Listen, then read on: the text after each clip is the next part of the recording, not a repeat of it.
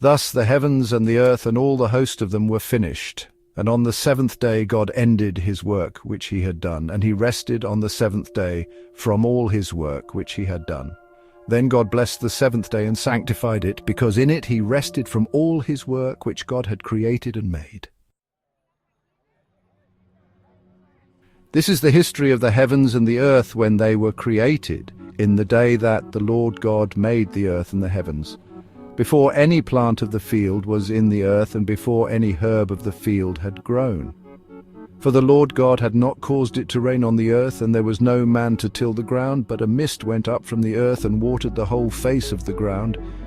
And the Lord God formed man of the dust of the ground, and breathed into his nostrils the breath of life, and man became a living being.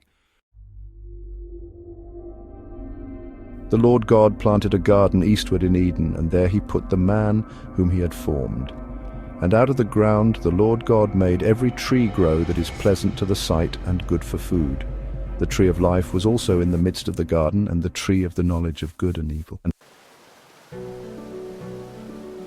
Now a river went out of Eden to water the garden, and from there it parted and became 4 riverheads. The name of the first is Pishon. It is the one which skirts the whole land of Havilah, where there is gold, and the gold of that land is good. Bdellium and the onyx stone are there. The name of the second river is Gihon. It's the one which goes around the whole land of Cush. The name of the third river is Hiddekel. It is the one which goes toward the east of Assyria. The fourth river is the Euphrates. Then the Lord God took the man and put him in the Garden of Eden to tend and keep it. And the Lord God commanded the man, saying, Of every tree of the garden you may freely eat, but of the tree of the knowledge of good and evil you shall not eat, for in the day that you eat of it you shall surely die.